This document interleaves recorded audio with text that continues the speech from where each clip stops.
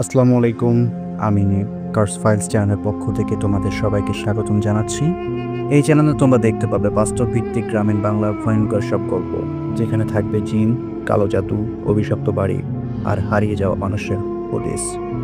আজকের গল্পটা আমার চ্যানেলের প্রথম ভিডিও, তাই কোথাও যদি কোনো ভুল হয় ক্ষমা দৃষ্টিতে দেখবেন। সময়ের সাথে আমরা আরও ভালো কন্টেন্ট আনবো ইনশাআল্লাহ। তো যদি আপনি সাহসী হয়ে থাকেন তাহলে আজকে কন্টেন্টটা শুরু করা যাক।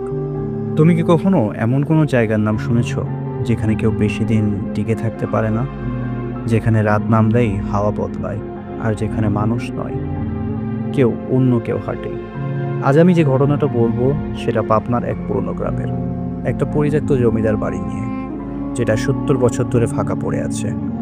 কিন্তু 2014 সালে হঠাৎ একদিন সেই বাড়িতে একটা পরিবার এসে উঠল। লোকেরা ভাবলো গরিব পরিবার, থাকার জায়গা নেই, তাই হয়তো এসে উঠেছে।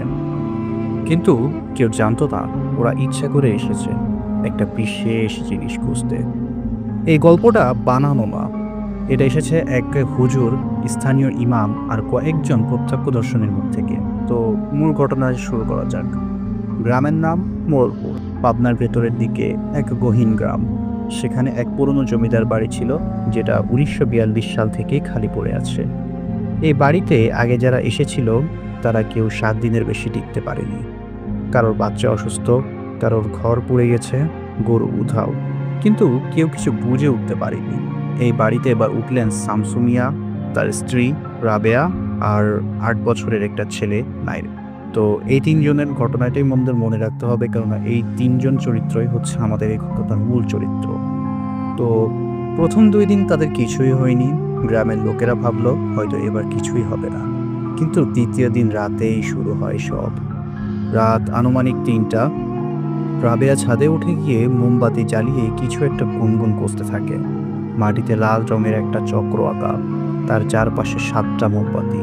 এক কিশোর জানালার ফাঁক দিয়ে দেখে রাবেয়ার সামনে দাঁড়িয়ে আছে একটা কুয়াশার মতো অবয়ব, যার মুখে চোখ নেই, মুখ করত।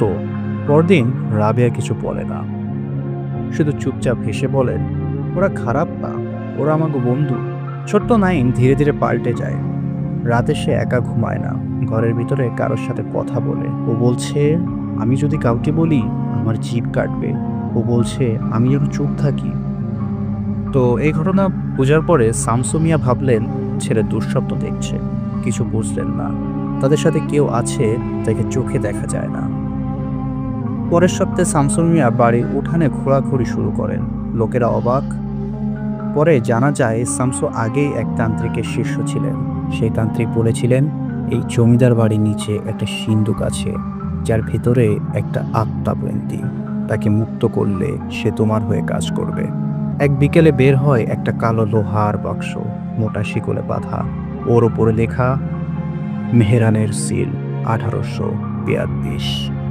মেহরান ছিল এক ভয়ঙ্কর কালো জাদুকর, যে নাকি শত মানুষের আত্মা আটকে রেখেছিল। শেষে স্থানীয়রা আর এক মাওলানা মিলে তাকে এই জমিদার বাড়ির নিচে পুঁতে দেয়। কিন্তু তারা ভুল করেছিল, মেহরান মরেনি, সে শুধু ঘুমাচ্ছিল। তো রাত 3টা, শামসু মিয়া সিন্দুক খুললেন। বাক্স খোলার সাথে সাথেই বাতি নিভে যায়, মাটি কাঁপে। রাবেয়া জ্ঞান হারিয়ে মাটিতে পড়ে যায়।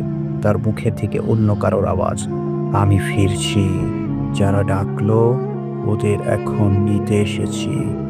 শামসু চিৎকার করে বলেন, আমার ছেলেটা, ওকে কিছু করো না। কিন্তু খুব দেরি হয়ে গেছে। পরদিন ভোরে মুয়াজ্জিন আজান দিতে গিয়ে দেখেন বাড়ির দরজা খোলা, কেউ নেই। শুধু উঠানে রক্তমাখা একটা শাড়ির অংশ আর দেয়ালে লেখা, আমরা একা ছিলাম না, এখন সবাই এসেছে।